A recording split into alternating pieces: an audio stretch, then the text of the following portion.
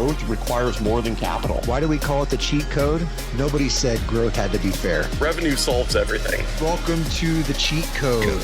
What was our fastest path to revenue? We tend to like to do things the hard way.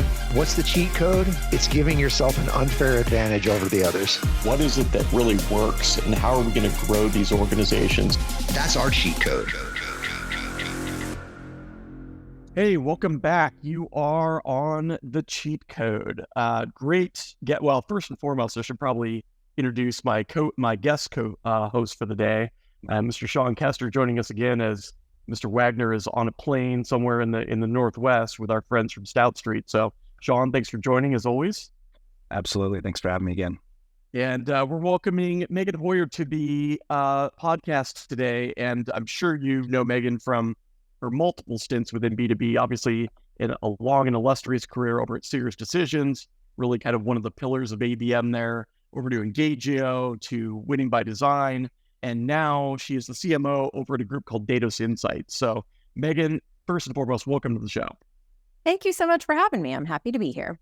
Absolutely. So Megan's cheat is actually probably my favorite topic in the world. And actually just got back from Dreamforce where I was checking in with my mentor. So I've kind of alluded to it already there, Megan, but like run us through just at a high level, your cheat code and we can kind of dive in from there. So you mentioned Serious Decisions, and one of our co-founders there, Rajel, had a saying that I think makes sense on a lot of levels. And the saying was, never lose alone. Now, that's kind of the reverse of thinking about winning together, but it's never lose alone. And when I think about the role of mentors and advocates throughout a person's career, in mine included, it's never let yourself get to a place where you're trying to deal with everything on your own, because the fact of the matter is no one knows everything and we all need some help. We just need different kinds of help from time to time. So I reflected back over the last couple of years on sort of the accidental mentorship, the formal mentorship, and then the mentorship that I'm now seeking to offer to others. And that I'm receiving myself, and how that's changed over the course of my career, and also how the things that I've needed from it and can give to it changed over the course of a career. So it's kind of like you've got this career journey, and you always want to have people coming along for the ride with you. It's just that occasionally you're going to want different people in the car. There are different passengers and different drivers that you're going to want at different points.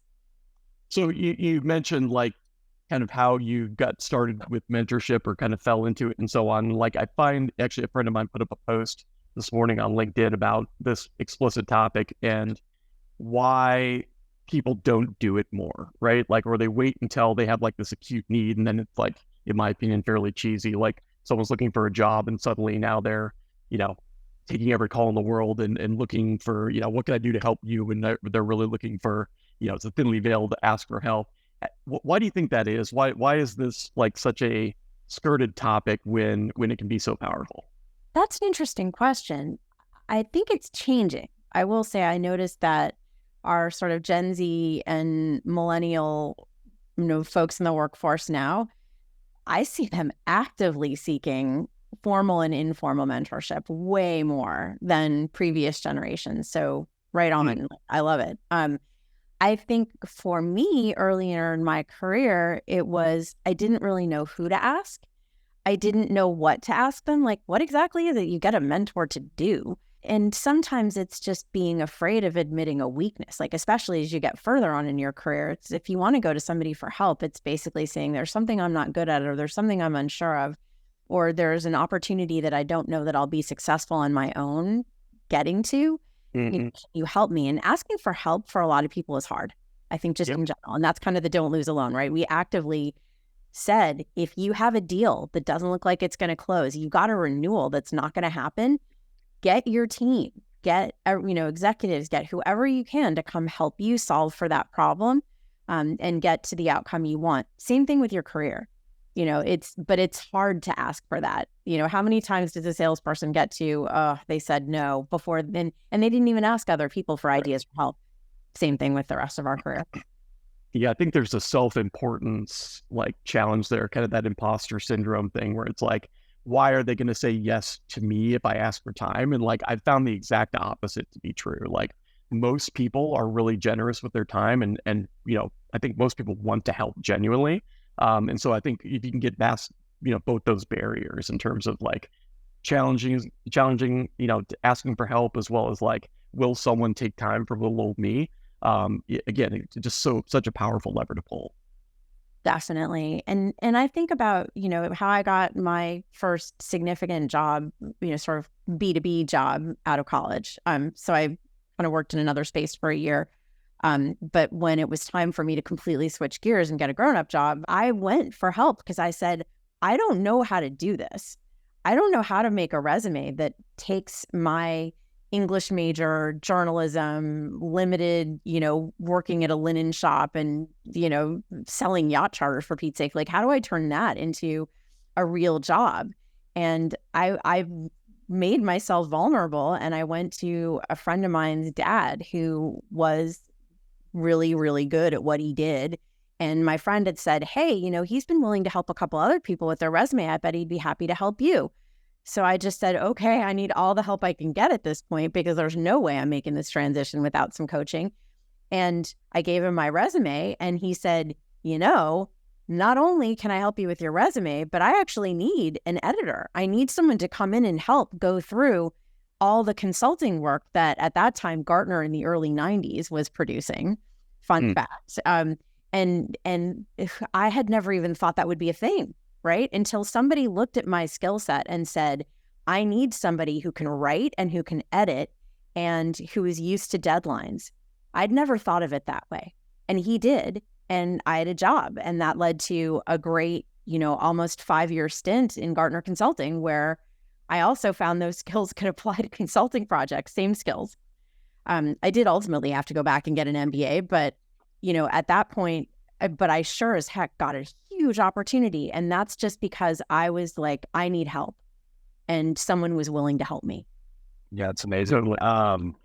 So when I was at SalesLoft, our CEO, Kyle Porter, famously would preach that in a fast-growing startup, and really any organization for that matter, you have to learn faster than your experiences.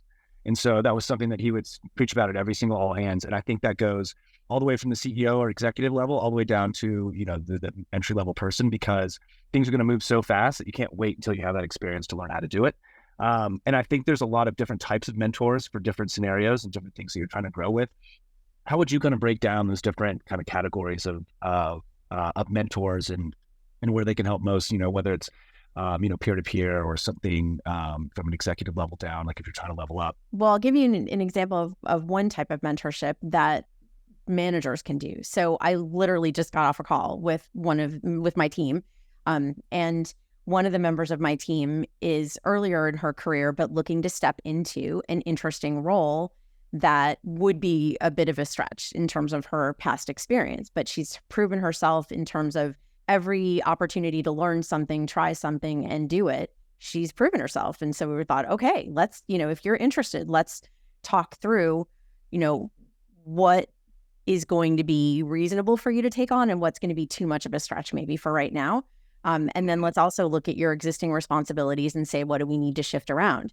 Now, that's sort of, that's having your, and I'm her boss's boss, we'll put it that way. So we're kind of all hands on deck thinking about how we need to sort it out. Now, my role in that as a mentor is helping her think about the things she likes to do that she's good at and balancing that with the things we need. So as a leader, as a manager, you can work with your people to not just say, this is the thing I need you to do, but to say, okay, across all the things we need to do, how do we align the work to be done with the people who like it most and are best at it, and find ways for them to stretch into it. So it's our job as leaders to help people stretch, to get past imposter syndrome. You're never going to have all the experience you need for the next job, but you can build it and you can get there. And that's what we're doing. So that's one type I would say is like your manager is your sort of first line of defense mentor wise. Mm-hmm.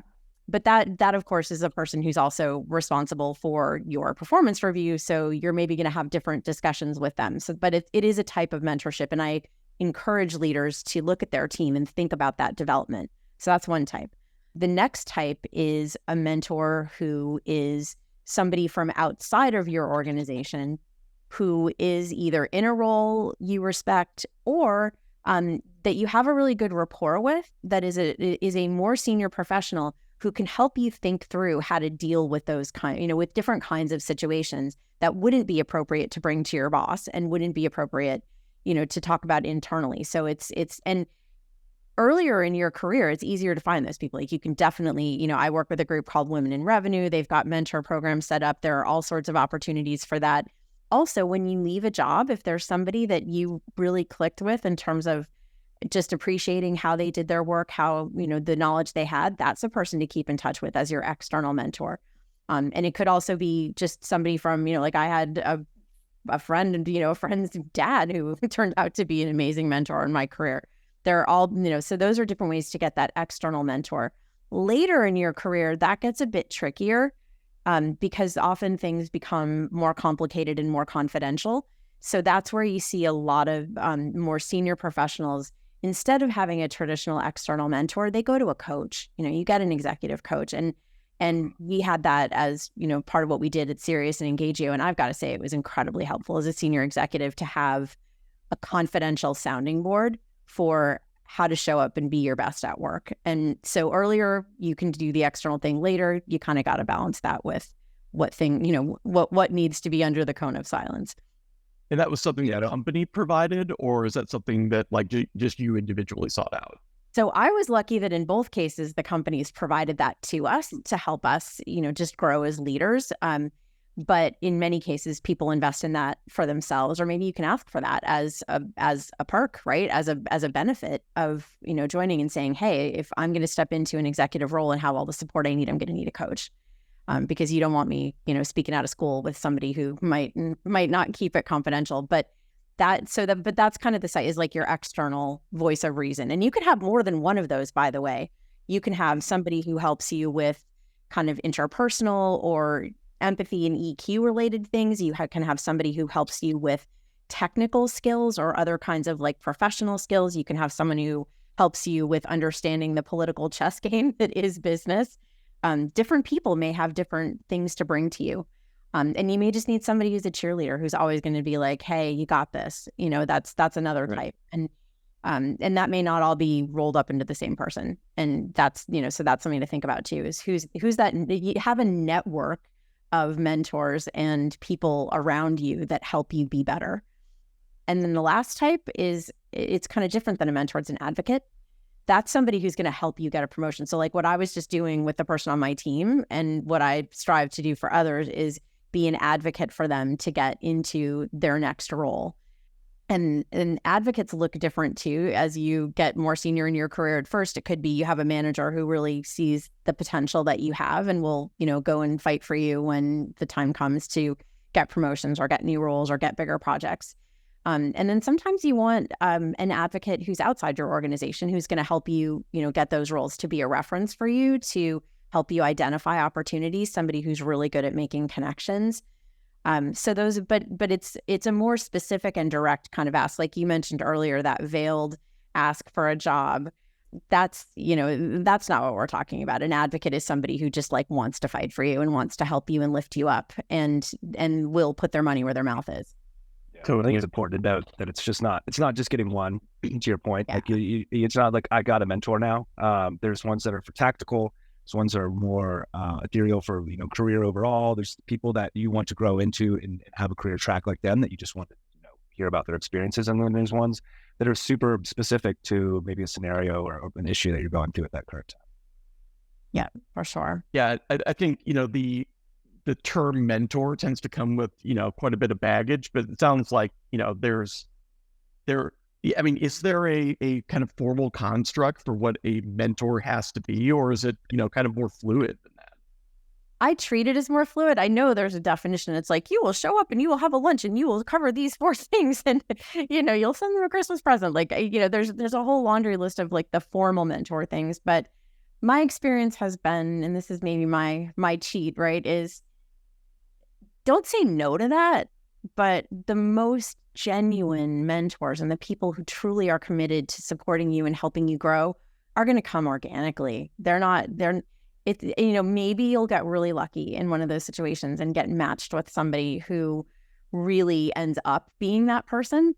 but it's going to start out kind of like stiff and awkward, and you may get something out of it following the script. But I would advise, make your own luck in that department and seek those people out. And you also don't have to say, well, can you commit to, meeting with me monthly for 45 minutes? Like it doesn't work like that. Maybe you wanted to, and that's fine if you want to try. But for me, I think it's all a little bit more fluid. I've had a mentor earlier in my career when I was changing roles from leading sales to running product. And we went to go find that person through one of our investors. And they ended up being so helpful that we brought him on as an advisor. So there was some equity component there and a paid component as well. So it did become structured. It started off as, we'll talk, there's something you have questions on, but then it became a weekly thing for, I think, about a year, which added immense value, right? And they continue to add value on the organization. To your point, though, I think it is more fluid than that. That was one of those scenarios where it just kind of manifested into something that was more structured. But to that same point, there are times to bring in people for specific issues, right? Like if you're trying to grow and kind of mapped and processes that have been done before, I think there's a critical value to it. And I would encourage people to go find those folks, like the very specific people, right? Instead of, trying to put things out there and say, hey, I need an 8-month tour. It's like, hey, I need your advice for your specific thing. And that's it. Maybe asking someone to be a mentor is a little bit of a tall order right out of the gate. If, neither one of you knows how the relationship's going to go. But it's, kind of like, I'm not asking you to go steady. I'm just asking you to hang out with me once in a while and let's see how it goes. Right. Yeah, that's a nice way to start. Have you ever seen mentorship go wrong? Are there possible negatives? Oh, I've been pretty lucky. I could see where if you end up working with a mentor who maybe has different ethical standards than you do, might encourage you to do things that you wouldn't feel comfortable with. And I think that's important to pick up on, like trust your gut if you think the advice you're getting isn't probably the best for you. And I think, and everybody has a different comfort level too, in terms of, what they want from their work-life balance, what they want from how big a job they want to get to. Like if you have a mentor who's like, okay, we're going to get you to the corner office in the C-level, and you're like, yeah, I don't think I really want that, Right. Then maybe that person's not a match for you, and they're going to be disappointed that you aren't as ambitious for yourself as they are for you. I could see that happen. Yeah, but that's an interesting question. I think it's just got to be a match on both sides. Yeah, I think the most successful mentor seeking folks that I've run across out there have a really good understanding of their weaknesses. And some of that stuff has not been organic as well. Like they've gone through, a 360 review or, peer review activities, or they've kind of dug into where am I, what do I want to do, which people are normally pretty good at identifying, but then they're less good at kind of putting the pieces on, why would I not get that role or goal or whatever it happens to be right now? And so how do you suggest that people go find those weaknesses and kind of align mentorship to those areas that they might be missing? That's something that I've been working on actually for the last, probably 3 years. It was kind of a happy part of the pandemic for, which is horrible for everybody. But there was a bright spot in it for me, which was I took an opportunity to say, what do I want to be when I grow up? I'd never really just said, I'm going to pause. I'm not going to just jump into the next job. I'm not going to do the next thing. I'm going to take some time to really think about what I need to be doing with my time. And when you think about, how precious your time is with, your family or with whatever other things you value in your life, okay, I'm out of balance right now. I need to figure out how to fix that balance. And I also really need to take a hard look and say, what am I good at? And what am I not so good at? And I ended up kind of accidentally finding an amazing network of mentors. But it sort of shifted from mentoring, where it was supposed to be me helping a group of women in career transitions, kind of like I was going through. So people sort of further along in their career, though some folks were sort of mid-career, others were kind of saying, what's my more or less last act going to be? But still just a really interesting group of people who all were asking similar questions about what should my next step be. And it was supposed to be 2 hour-long sessions, just like talking about resources for finding new roles. And we went through like a bunch of personal assessment tools, like, your various personality type stuff and skills assessments and things like that. And it just ended up really working. But what was cool about it is, even though it started out with, okay, Megan is our mentor through this, I was like, wait a minute, I'm learning more from you guys. Like, this is great. I mean, and we ended up shifting away from Megan's running meeting to, we're just doing a mastermind group. So where it's everybody gets a seat at the table to say, here's something I'm challenged with. Here's something I'm working on. Here are 2 different offers I'm comparing. Whatever it was for that person at that moment, we all would just get together, and it was monthly. We've kind of dropped off a bit, but I'm hoping we'll reconvene soon. But it definitely worked well for whatever in the moment was our thing. We could go back to the group, and somebody, and often most people in the group, would have really different and good advice for everybody else because they came at it from different angles. That was invaluable. That was something that helped me so much in terms of thinking through what I wanted to do next and what I didn't want to do next.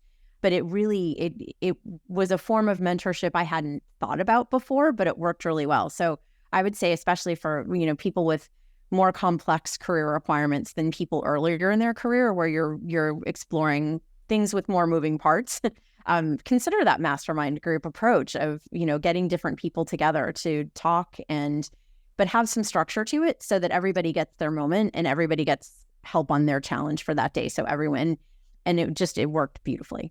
And that was through Women in Revenue, actually. Yeah, it's almost like a very less intimidating way to kind of get into an informal mentorship, right? Is having this hyper-focused community. And there's a lot of these that exist professionally, where you have hyper-focused, peer groups of folks that are trying to at similar stages with similar issues, where you may not, maybe not one individual knows the answer, but combined, you can likely get to something that's a better outcome. Yeah, definitely. And I think that's the opportunity many of us don't take, but that was some of the best time I spent, over the last 3 years. I was with that group. Just tactically there, how did you assemble that group? Were those just folks that you kind of knew were in a space that was going to be helpful, or just because I feel like that's oftentimes like getting started in this process is always like that big hurdle that seems so insurmountable. So like, what were the steps that you went through there? Yeah. So it's a program that Women in Revenue runs. So they put together groups of people that who self-identify as having a particular thing that they're working on. So at some point, all of us tick the box of we're, in transition, thinking about our next step, would love to talk with others who are doing that. And it happened to be that I knew one of the people in the group already. So that was nice to have, and had always really enjoyed working with her as a client. Like, she'd been a long time client of mine. But the other people were completely new, but we'd sort of had, overlapping, sort of B2B oriented roles. So it was, there was some common ground built in, but the Women in Revenue sort of matched us up based on our expressed interest. So that was a nice way to do it. It was sort of somebody else saying, I think this group, and it's a person doing it. It's not like, it's somebody saying, I think this group's going to work. But then as a team, we just continued to pick dates. Like at the end of each of our sessions, we would pick the date for the next session. And we just proceeded informally from there and sent, good old fashioned calendar invites. So it was nice to have someone help us meet each other in the beginning. But I think you could do that informally just by listening. And there are also a lot of, like you said, Sean, like hyper-focused peer groups that you can look at and see, gee, it seems like this person has the same kind of challenge that I do. I would love to, I reach out and see if you can set something up, or if they know anybody and somebody else with a similar challenge, there's your group. And then you just reminded me too, there's another kind of semi-structured networking and mentoring that happens from the private equity group that we have at Datos. They have roundtables for all of the leaders of different functions. So CMOs, CROs, CEOs. And that's great. Like, that's because, we've all been picked by the private equity firm for the type of business according to their investment thesis. So there are some commonalities kind of baked into the things that we're working on, but everybody comes at it from a different perspective and experience level and geography and everything else. So that's just been great. And that's also kind of a way that it's nice that we were all matched that way, but now we've kind of taken it in our own direction and we choose the topics we want to cover, the speakers we want to bring in. and that's become also a nice kind of organic, but we were matched a different way. So if you've got investors, that's always a way to tap into it. They may know other people. Yeah, we've had Lauren on the show, and I mean, like that, if anyone's listening, that, woman in B2B, just in general, B2B, like, sounds like an awesome resource and network. And to your point, like, if you can get someone who has that bit of insight that says like, hey, I think these people are going to work really well together. But then, if those folks are leaning in and engaged, I think that's kind of where that magic happens. The cheat I didn't know I needed. So in terms of like looking back on these different types of mentors that you've had over your career, do you have a singular best piece of advice that you've ever gotten from a mentor, or like the most impactful that came out of a mentorship? I would say it's not maybe a specific piece of advice as it is kind of to your earlier point about imposter syndrome. Having somebody who believes in you and sort of your inherent abilities just as a person, and just trusting them. Like if they see something that you don't see, it's probably just hard for you to see. It's always hard for us to see what other people see in us, especially good things, right? We're all hard on ourselves. But when I think back, especially earlier in my career, to your point about, if you're in startup land and, in some of the really high growth companies I was in, you could have argued I had no business doing any of the things that I was doing at that point. But someone needed to do it. And there were people there who were like, no, you've got this. Like, here's some coaching, here's some suggestions, here's some tips, but go, like, just do this. There's no reason you can't. And just that like unwavering faith made me like, okay, failure's not an option. Like, I'm not going to let this person down. They just trusted me with this amazing project. Like, I'm going to make it go. And I think it's just that general sense of having somebody who believes in you. We all need it. We need it in our personal lives. We need it in our professional lives. And I have been very lucky to have a few of those people who, didn't let me not have faith that I could do it. And I didn't want to let them down in return. And that was a pretty nice way to, to start on the path to feeling like I actually knew what I was talking about at a certain point.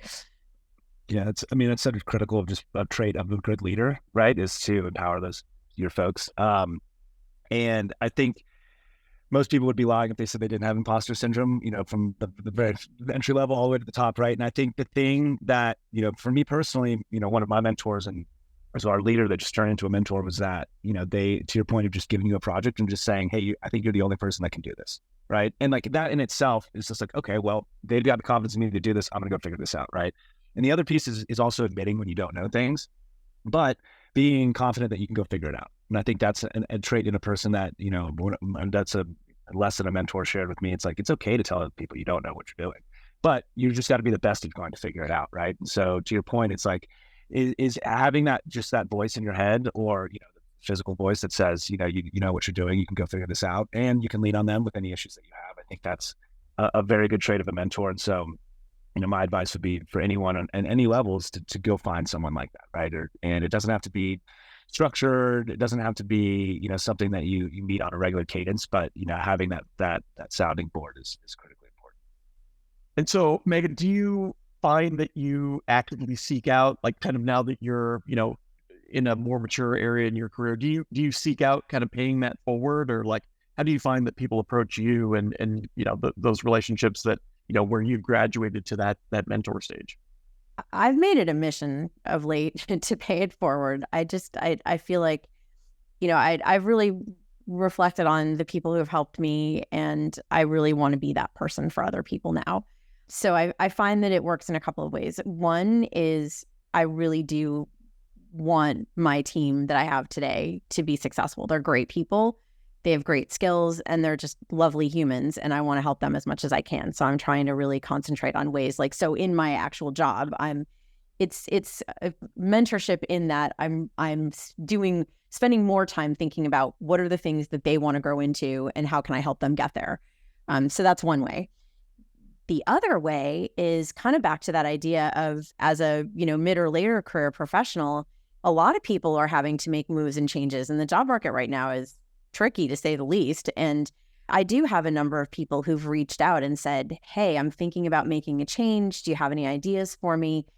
And I've just loved being able to have conversations and thinking about, well, here's some things that I think you're really amazing at and that I don't see, as, I see an opportunity in companies to do this, or a way to position your skills, or to think about your resume maybe in a way that you didn't. And, the call may have started like, hey, who do you know that I can hit up for a job? But it often ends up being some coaching around, these are the things I see in you. And that if it was someone that worked for me or with me, I can say, hey, here's what I experienced with you when we worked together.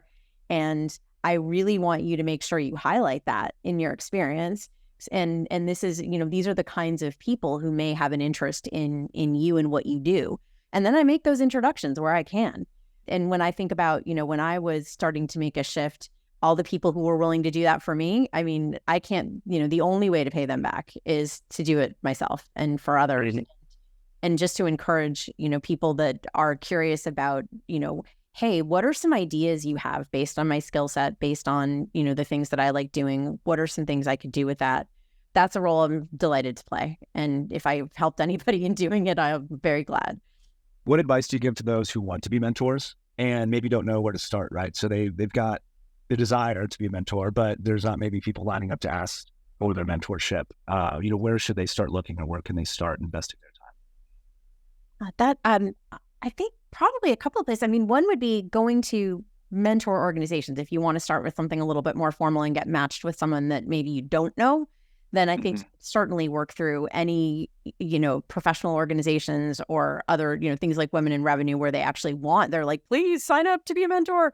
We'll happily match you with somebody. So there's that. In your company, some companies do also have that matchmaking kind of capability. If you say, this is an area that I'd like to work in, and if you want to work with somebody who's not directly on your team, to have, more of that outside mentoring, or even just talking to your, HR person to say, I'd really like to, build my skills as a mentor. And is there anyone that you'd recommend I work with?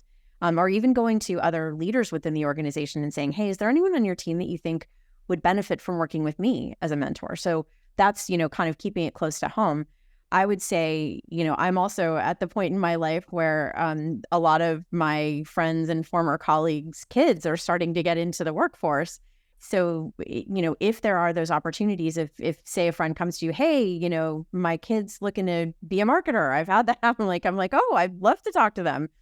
So that can turn into advocate or mentor relationships where you're trying to help people who are early in their career. And that's a little bit closer to home. And that was, some of the luck that I had early on. So I'm happy to pay it forward myself that way. But that's also maybe a nice way for people to get started, especially if it's someone you've known and you're like, this is a great person. I would love to help them, build their professional skills if they're doing something in your area. And then I think just in general, as you meet people throughout your professional life, if you, leave a job and there's somebody there that you were like, wow, I really want to keep in touch, just those are all ways, I think, to start on that journey. And, sometimes it'll work and sometimes it won't. But I would just say to anyone who's interested in being a mentor, please do it, because you could change someone's life. And it's, in a meaningful way, and feel really good about that. And you may not realize how much you need that. Yeah, I think, the two things that come out of that for me that are most important is setting aside time to do this, right? Just to have conversations. Not everyone is going to turn into a mentorship, certainly, but on both sides of the coin, just hey, on a weekly basis and certainly on a monthly basis, do I just have time to catch up with people within my network, make new introductions and kind of open those new channels?